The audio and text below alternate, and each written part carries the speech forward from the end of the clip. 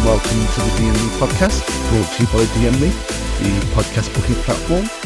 Whether you're a podcaster or an aspiring guest, the DME app is a perfect platform for you to get booked and manage your podcast bookings. I'm your host, Sukh Hayre, the founder of DME, and on this podcast we'll be discussing the latest news and views in tech, the ins and outs of entrepreneurship, and even dipping our toes into the adrenaline-filled world of mixed martial arts. Today, I'm joined by Ray Qudos, Chief Marketing Officer of RDX Sports. Ray has spent the last 15 years building and scaling brands, and has played a key role in taking RDX from a UK combat sports business into a global brand.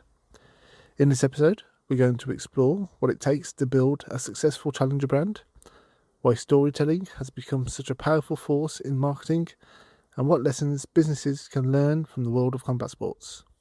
We're also talking about AI and the future of marketing, including where technology can help businesses move faster, but why creativity and human connection still matter. So please enjoy Ray Qudos.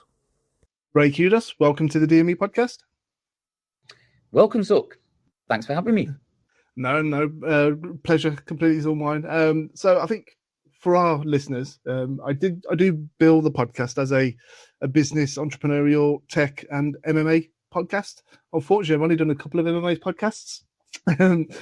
Just the way things work, but I can combine a couple of my passions, i.e. business, marketing, and a bit of combat sports with your own personal expertise. So for our listeners who may not know yourself, Ray, and what you do, could you just give us a brief quick introduction into Ray Qudos? Yeah, of course I can. First of all, thanks for having me on the podcast. And yeah, what an interesting mix. Business, marketing, and MMA. Those three strands are going to be quite hard to find. And aren't you lucky that I am a guest that covers all those three? But in essence, I've been building and scaling brands for the last 15 years. And in particular, RDX Sports is a brand that we've scaled from 4 million, a local eBay UK brand, and we've scaled it from 4 million. This year we'll do 89. It's all organic. There's been no financing. There's been no raises. It's now completely global on all 23 platforms on Amazon, 7 international websites, warehousing and offices in America, Canada, the UK, Germany, and Australia. We've sponsored some incredible athletes along the way, caught them at the beginning of their journeys, which is, I know it's a very old used hack, isn't it, guerrilla marketing, but it certainly helps if you got a finger on the pulse of some of the stars that are rising. But we've done, like in chronological order, Amir Khan, we've done Anthony Joshua, we've done Mike Bisping, Leon Edwards, and I'll save this for our podcast. We've done a really interesting activation this week for International Fight Week in Las Vegas. Awesome. Well, that's great. So just for the audience who may recognize the RDX brand, I do actually have an RDX heavy bag downstairs somewhere. It doesn't get used very much, but I do have one. So it's one of those British success stories, isn't it? So from what I know, they obviously originated in Manchester in the late 90s, and have grown, like you said, have grown to a global sports brand competing in a very competitive sector, actually. I think back to the early MMA days, and you had lots of apparel companies coming out and associate themselves with mixed martial arts, and the UFC was obviously the big player at the time. But those brands have all kind of gone by the wayside. I think Tap Out was huge at one point. It might still be going, I'm not sure. Affliction was obviously massive for a very brief period. What's been the secret behind RDX's success and being able to kind of sustain themselves over the last 20 years plus? Good question. Well, you say we started late 90s, but we had various iterations back then, and there were some failure points along the way. And as I'm sure you've discovered in a number of the podcasts that you've done over the years, successful businesses, individuals have like the scars and a backstory, a litany of didn't work out, was a failure, got it wrong. But for them to be successful, I think one of the consistent metrics is that they remain dedicated and committed to the cause. So RDX as a brand didn't arrive until around about 2005-06. So the business was playing around with a few other different brands and a few other models, but landed with RDX in about 2006-07. And if you remember all the way back then, Google was just a search engine. And ad space was just beginning to be a thing, and eBay was really the only platform that you could buy from, and Amazon was just about to explode. We always knew we would be a direct-to-consumer brand, and we weren't going to go into retail. We wanted that direct relationship with the consumer, and we kind of nailed our colors to the mast on that one and just went all in. And it was longevity. Consistency, a great product is one of the reasons why I think we outlasted some of those early brands. They just didn't stick with it. We did. And the space, there's always a little slice of luck in there, isn't there? But the space in which we operate also just, began to blossom. MMA, a very different property and IP back in the mid 2000s. But by 2010, 2012, you're really starting to get some incredible stories. The Chuck Liddells, the Randy Couture's, it was moving on from being like dodgy, mismatched heavyweights and the Gracies in a ring in a car park, it looked like, to starting to become quite a polished product. And there was some good fortune there, but also some consistency in our approach not to go retail and stick with being a direct-to-consumer brand. Awesome. So in being direct-to-consumer, does that help build a community and a more loyal customer base, that you have that direct relationship with them? I mean, one may assume that, but even if I ask you, Sukh, as your... the listeners won't be able to tell, but as I stare at you with that wonderfully coiffed hair and that great shirt, you are a consumer of some product somewhere. How loyal are any of us in this day and age? Or even going back sort of 10 years, if someone on the real estate of your phone or your social media channels approaches you and gives you a better hook, a better image, whether it's an emotional connection or a psychological connection, a great conversion funnel, to be a little technical, or just a great price, people will hop. I don't know if it was necessarily just customer loyalty. I think what we always engendered to do was understand in our space, what would a consumer want from us as a brand and a product? And we own the factories. We own every part of our relationship with the customer to get the product into their hands. So warehousing, logistics, customer services, it's all in-house. And we decided from a very, very early stage to make product better than anyone else. Not for 3 months, not for 6 months, not even for 12 months. We were famous. We used to have this constant boardroom battle of, I want the gloves to last at least 2 years. And you could not deny that we made some of the best product in the industry, still do. And then from that, don't assume that someone's going to come back to you. Let them come back to you. Let the product that's in their hands speak for itself. Don't do it with a cheap sales gimmick. Don't do it with, like a discount brand offering, buy 2, get 1 free, or you haven't bought for 3 months. Here's a little reminder. We did it on the quality of the product. Go try someone else. We don't mind. But you'll come back to us because we make the best stuff around. And I think you mentioned the heavy bag. Have you got a set of gloves as well? Yes. You've had them at least 2 years. I know you've had 2 years plus. 2 years and hardly used, yep. Please buy another pair eventually. But that was our hook. Let's make the best product. The advertising's on there. The product itself is very engageable, isn't it, Sukh? Grandma or your 4-year-old, they'll put them on and start hitting a bag. And the branding's all over there. We wanted to lead with that first. Awesome.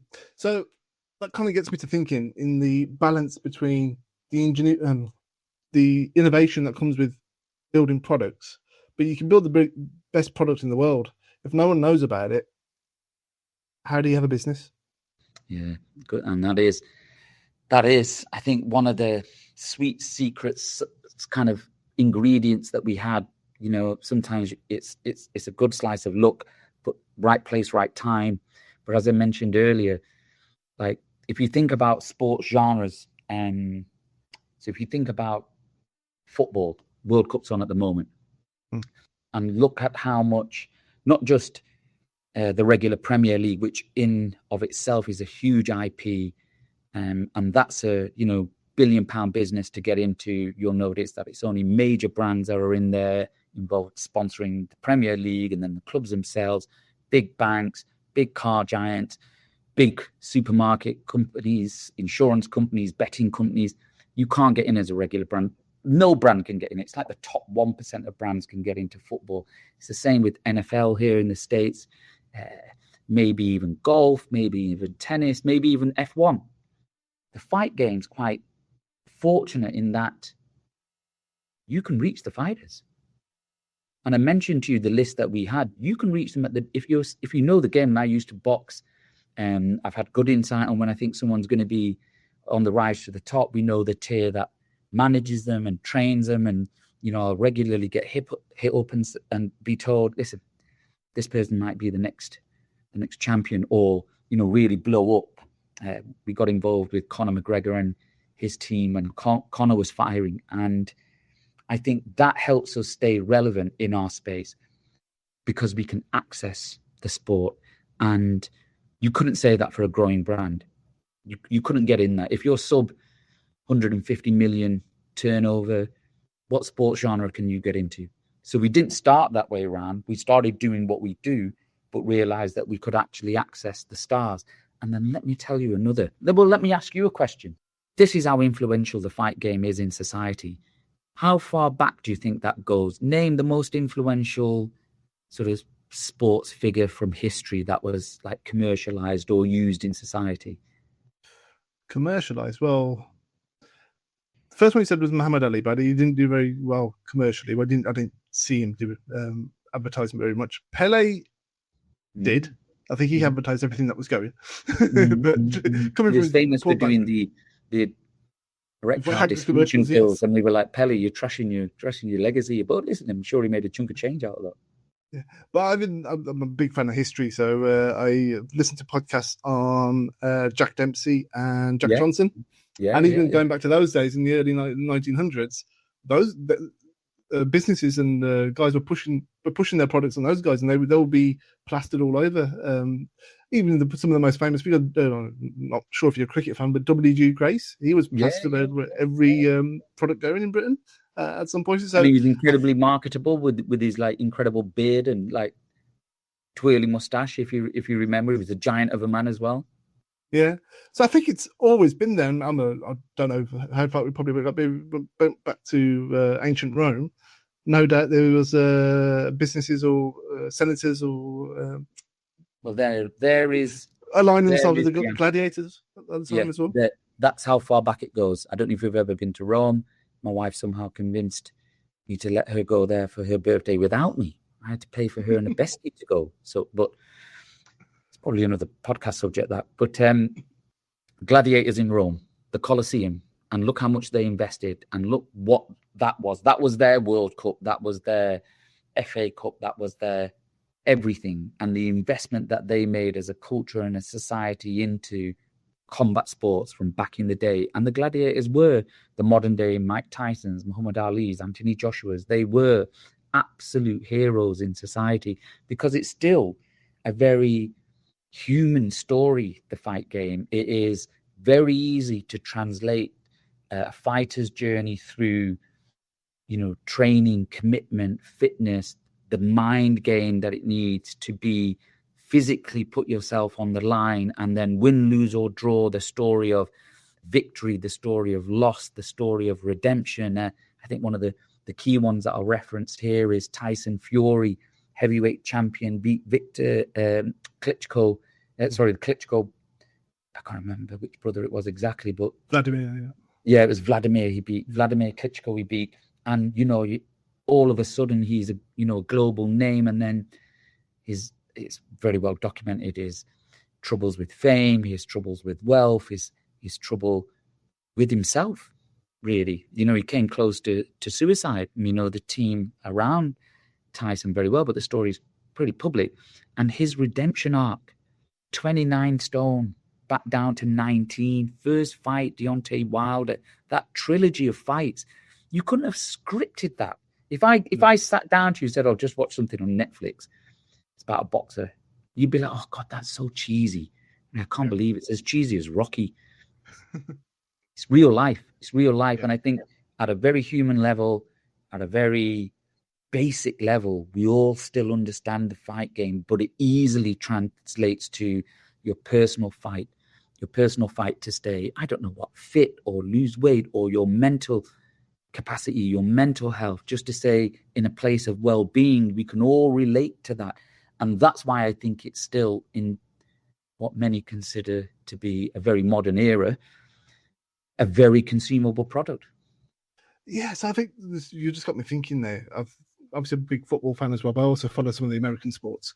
And it always strikes me that the Premier League fails massively in being able to tell those human stories of their stars, because it's always very much about the team.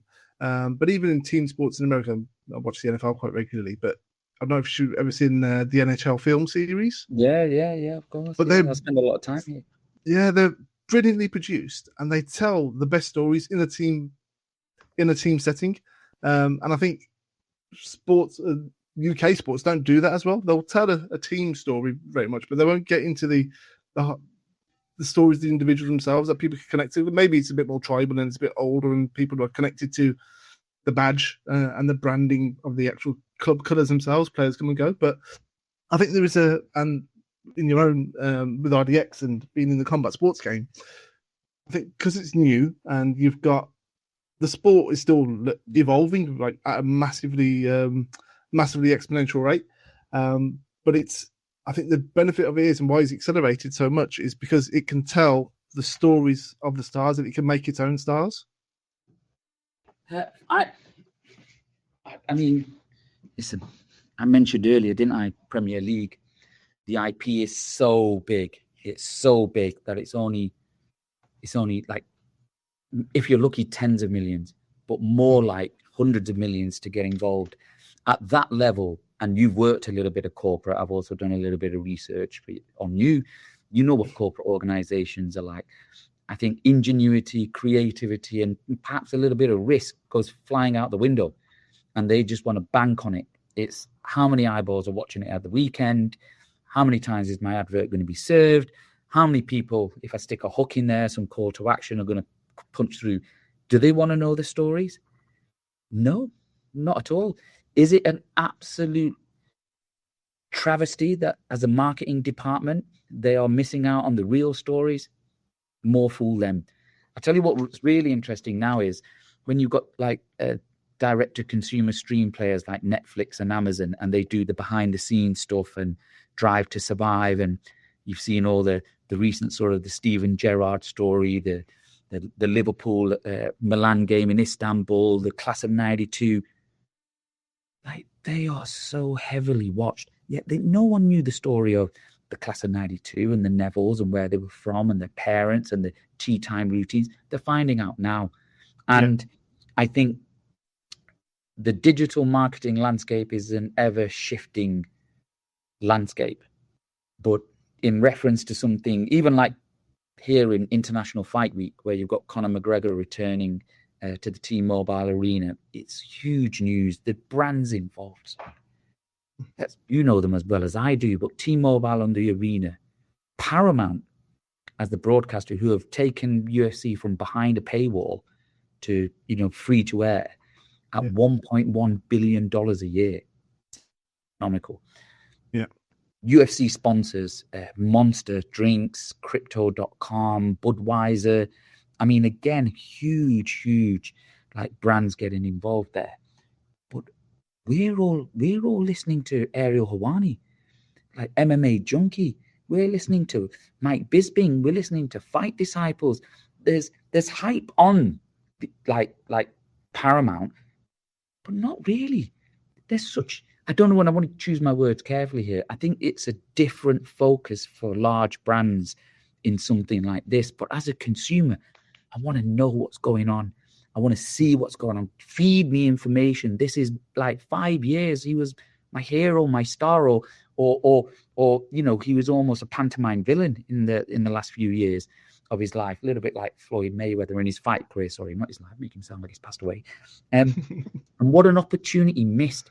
And then even when fight weeks, like it's tomorrow night, it's happened, win, lose or draw for for USC, for Paramount, and all the brands involved, they get up and they move on to the next thing. Whereas we are all still, as an audience, as fans, even as sort of just passers by to the event, I think everyone knows that Conor McGregor's fighting this weekend. We still want to be served more content. And that's where they let themselves down. And that's where things like this really fire people like you or the podcasters or the commentators. That community, I think, is where brands should exist. Too big, too lazy, not creative enough. And so that's where we live. That's how we've got into this week as a brand of our size. I mean, that's perfect, because that kind of segues into my next question or area that I wanted to explore with you. Obviously, I've got a career in IT, and I love data, I love AI, etc. But yeah, I think you're right. In the corporate world, sitting around that table, they'll have their marketing department come to them, and they'll go, right, you've got a budget of X per year. Show me the ROI on this. We want to do a sponsorship for this event, or whatever it may be, or we want to do engagement. Okay, show me the ROI. Well, the demographics of the followers are this, and they've got X many social media followers, blah, blah, blah, blah, blah. And everything has to be on a spreadsheet. And I think what the marketing executives, or even the corporate executives from any other field, will miss, you can't put metrics on the stories that we just talked about. You can't say, oh yeah, well, the trainer I've known for 20 years, but he's telling me this kid's the next future. Oh, really? We're gonna go off your word and your mate, Ray. It's a difficult sell, and it takes, like you said, a bit of ingenuity and some proper leadership and some vision within brands to do that. This is the travesty of modern day marketing. I don't know how old you are. Again, because you don't show the video, I'm just going to put it out there in word form so the listeners can hear. There's a little fleck of grey to Sukh. Very just a lot done. Well, it's like listen, when I go grey, I want to go as carefully and coutured grey as you. He's like a Jose Mourinho, George Clooney grey. That's where he's turned. But you might. I haven't paid you for this endorsement, by the way. No, you can take it. You can take it. Listen, as a modern man, I can pass a compliment to another gentleman who's taken some time over his appearance. Can you remember great marketing campaigns like Coke's "I'd Like to Teach the World to Sing," or Dove's "The Real Women" campaign that they did? Somebody somewhere sat down in a room and came up with a great marketing idea, great product at the right price with the right message. And back then you had TV, radio, and print, and you would sit there, get a huge budget or whatever budget, sit there, put their idea out there, and you'd literally have to wait. In this day and age, with all the modern data metrics and reporting tools that we have, I don't even people can fathom this. Can see marketing departments and people listening to this frothing at the mouth. They'd wait 3 months, 6 months. You'd have to wait for your retailers to come back. That was the only sales data you had. You put your TV adverts, radio, even radar, and like how many people watch this. It was an old-fashioned way of, 1,000 people will be asked, what did you watch last night? And all right, okay, I watched this and I watched Coronation Street, or what adverts did you see? Which ones do you remember? That's how they got feedback. It was so old-fashioned. But really, it was sales data. Our retailers have come back after 3 months. They've ordered a ton more of the stuff. It's flown. The Dove one's a really good one. And mid-market shower gel, going nowhere in a hurry. And just basically said, well, we're just going to show real women. And it's a very, very powerful, very emotional, very real campaign. I think they've been very responsible with what they've done. Women are of all shapes and sizes, but they were one of the first brands to put coloured women on an advert, plus size women, women of an older age, not just, white, Caucasian, blonde, blue-eyed, mid-20s. And it blew up, and it's $3.99. Where's that gone in this day and age? We should still be great marketers first, and then lean into the fact that we have incredible tools to justify our marketing ideas. So I still lead with great marketing ideas, and I sit in the rooms with the leadership teams that I interface with and the brands that we collab with, and say, shh, turn off the screen. Stop looking at the ROAS on a daily basis. Forget about reach and impressions. Do you buy into this? Does it hit you? Can you feel it in your heart? Can you hear it? Does it emotionally and psychologically engage you? Then if it does, let's trust a little. Let's trust a little that it's going to land. And that currency at the moment is, you won't believe it, but it's in its minority. People don't talk creatively in marketing meetings anymore, do they? It's always numbers driven. There's technical marketers and data-driven marketers, and you're like, that doesn't move the dial. Like, what's your gut instinct there? As a marketer, we were paid and should be paid to take a gut instinct on the relationship you have with your audience. And brother, that's what I do. I look at my consumer and I think you'll enjoy this as much as me. So let me give you this messaging. Tends to work out. It does. I mean, that's. But you say it's I've been watching a lot of Rory Sutherland's content over the last year or so. He's come up. I think he's of a very similar mindset. He's always thinking about the consumer and what the psychology behind their buying decisions, whether they're subconscious or subconscious. And I'm a fan of economics, and there's a string of economics called behavioural economics, which doesn't just look at interest rates and monetary policy and it looks at the person, the one who hears a news story and goes, sorry, what's happening with my bank? Why are people queuing outside to get the money out? Oh, I better do that too, right? And that just has a cascading effect. Just to come back to Rory, like, he quotes historical marketing. There's only a few modern examples that he gives, but he keeps talking about, I remember this airline did this back 10 years ago, and this hotel chain did this, and they just put one word in front of the advertising to make it simple. And I don't think we have great modern examples of great marketing that really lands. And then when it does, we're all like, oh, that's genius. Oh, that's absolutely genius. And, you see a brand or a business really have a great uplift, because the world is, honestly, like, it's easy for me. To anyone else in the industry who's listening, thank you for being so data driven, because you're making my job easier. I can beat you to the punch by just being more creative. And that's again, to reference International Fight Week, that's how we're doing it here. Mm-hmm. So just looking ahead a little bit, obviously AI is still in its infancy, but I'm a big fan of AI and what it can do and what it can't do, but I'm more interested in how it's impacting society as a whole. What role do you think it has to play in marketing in the next 3 to 5 years? Oh, well, I think I'm not going to be a naysayer to AI, because it's here. And it's another one of those technological shifts that you see in our industry. A few years ago, it was like personalization, so making a digital experience for your consumer personal to them. Your website should remember you when you come back. Before then, it was optimization, wasn't it? And then before that, it was, everything like in terms of sort of web tools that you can use. So we started with WordPress, and then you did Magento, and now it's Shopify. And there's all these trends. We're rapidly evolving industry. We're not like banking or manufacturing or the oil industry, where they move slowly and you have decades and decades of reference and influence.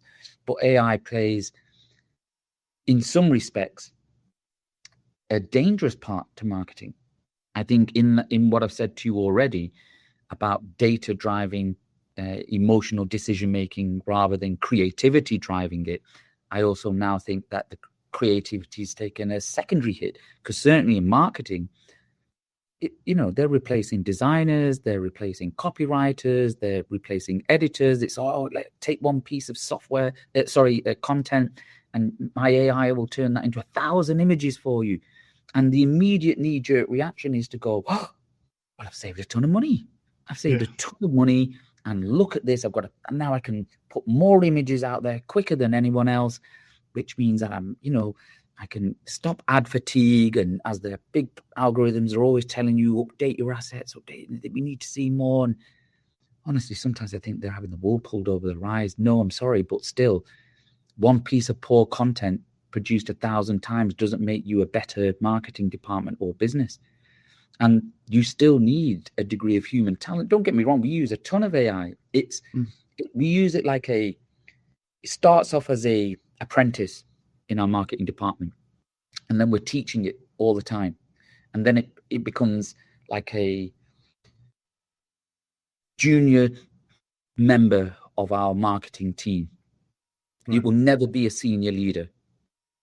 It will never make the major decisions for us, but it is helping us save time. It is helping us save money. It is helping us take what we feel is our USPs of moving within our industry and our fight game and the rapidly changing and evolving nature of the fight game and the stories that pop up, and allows us to perhaps make and construct content quicker, faster, better. But it doesn't replace a team of great designers, great copywriters, great brand staff, great performance marketers that I manage, who are still curating, this is the idea. And we still do that. We still sit with, this is the idea. I think a lot of businesses are thinking, could get rid of 30 staff here. And then and they go into, and you must know this, if you're into AI, you go in there and ask it a question like, is Sukh a good podcaster? That really simple question, in which really I should deduce that for myself after we finish this podcast. I can give you an answer if you like. Yeah, well, of course, but it's going to come back because it's so weighted. It will say, yeah, Sukh is a good podcaster and he's really trying to make his way, and he's from the Midlands, just like you, Ray. So we share that history. I went to university there. We can describe how the Midlands is also a slowly declining area, and Manchester, from where I'm from, is now the number 2 city. We can be. Oh, Ray, we were getting on so well. Sorry, brother. Or I could go and ask the question, Sukh's not a great podcaster. And it will come back with he's not. Yeah. It's so focused on giving you an answer because all of these algorithms, OpenAI, they are all there to capture you, keep you on their platform. So if it ever generates an answer that you don't really like, you'll jump off, go back to Google search, won't you? Yeah. Or maybe do some research, find 3 or 4 different answers to the topic and draw a conclusion, as one should as a fully fledged adult in modern society. But you have to understand the pernicious nature of each of the big algorithms and the platforms and AI. They're always going to give you an answer that they think you want. And you can practice it yourself. I'm sure you have done. You go in with one angle, gives you one answer. Going with the other angle gives you the other answer. Because we natively and organically and emotionally, we ask questions heavily tiered toward the answer that we want. Yeah. It's the innate bias within humans, and now the machines are learning from the humans. So guess what? The machines have an innate bias as well. Listen, it's here to stay, but it should be junior members of your team. And it absolutely is. And with the agentic AI as well, where you can actually build something that functions for you beyond just content making of videos. You can set up tasks to look at return rates and fraudulent purchases, and you can really go quite deep into it, and absolutely helps our business. Yeah. I'm not going to be doing a board meeting with like AI board members. That's never going to. Fair enough. Well, conscious of your time, Ray. But before we just close out, I do need to get some predictions. Obviously, you're on the ground in Las Vegas this week. It is International Fight Week for the UFC. It's the return of Conor McGregor after 5 years. I think Paddy Pimblett is also fighting. I need some predictions out of you, mate. We're recording this on a Friday. We've got about 40 or probably about 36 hours ahead of fights. You can't. I'm gonna sit right. I'm gonna give you an AI answer of yes, they could win them. Yes, they could lose. But what we're really interested in is the story, and the fact that a brand of our size can be here. We had Conor McGregor in a room with us, the podcast that we sponsor for 45 minutes, when a gentleman of that caliber in his sport is literally millions of dollars. I mean, the UFC are paying him millions of dollars. It's the press conferences that go viral. It's the little snippets of great interaction, which Conor gives you incredibly. He's one of the most enigmatic sportsmen. He can be a little bit controversial, but he gives you like wonderful one-liners. He's always done that. He's been great in media. But we had him as our brand in our studio down the strip, with our brands around him for a fraction of the price that anyone else is paying. I don't think any other brand has had him sat in front of the logos. He's just been doing UFC official press engagements.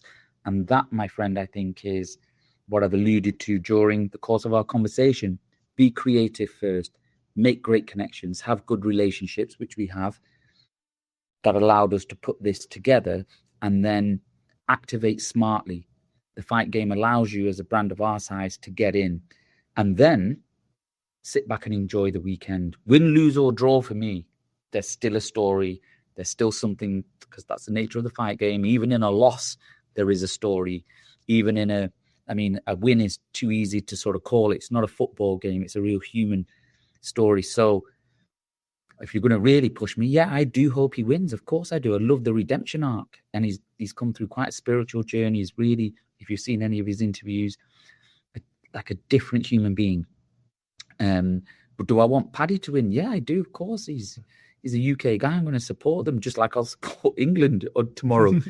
But could it be a hope rather than full facts? Well, we'll have to see. Who do you think? Who have you got your money on? Well, obviously, as a sensible adult, I don't gamble. But I've got as much as I would love Conor to win and him to come back and make another run for it. It's been out a long time. Max, I don't think either of them are going to be going to the ground. So it's going to be a stand-up battle. Conor's going up in weight. Max is probably leaner, but he's got the reach advantage. And Conor's gas tank has never been the best. So obviously, I think Conor's chances are the first 2 rounds, big left hand. I think the longer it goes, the better it is for Max. If you were to pin me to a wall, I'd probably say Max in round 4 via TKO with a worn out and tired Conor. Is probably what I would say. Paddy, I think he's fighting Benoit Saint-Denis, isn't he? It's a tough fight because he's a hell of a fighter. Benoit comes out in round 1, doesn't he? Charges. Yeah. But I think that probably suits. Paddy's got a chin though, and I think he'll learn a lot from his Gaethje fight. But listen, I'm going to point you back to the White House card. Yeah, like it was nailed on prior to fight night itself. Justin's got no chance. He's 37. He's old. He's not the same physical attributes as Ilya. Ilya's the hardest hitting guy in the history of the world. He's like got no chance. He's just got the gig because he's an American and it's on the White House law. And Pereira in the co-main event, Cyril's got no chance. It's Alex. He's coming up. It's serendipity. He's going to win the belt. Look at him. He's always been a natural heavyweight. Everyone had those 2 winning. Everyone. There was science. There was methodology. There was absolute nailed on. Look, I'll show you the graphics. It's going to work. Didn't though, did it? No, it didn't. Justin, that fight, Justin and Ilya. I mean, who would have thought? And Justin just took all that negativity and all that. Yeah, all right, put me down. He's a massive underdog, and absolutely schooled him. Sat him down. Didn't come out. Yeah, and Alex put down. I think he looked shaky in round 1. As soon as he took, I think Cyril landed in round 1, somewhere around 3 minutes, and the look of surprise on his face, and he cracked Cyril back. Cyril was like, "Mate, I've been hit by guys weighing this much for years. That's nothing to me." And it was water off a duck's back to him. And hindsight is a great tool, isn't it? Indeed. Well, I think we both covered our backsides well enough in our predictions there. Listen, it's been a pleasure talking.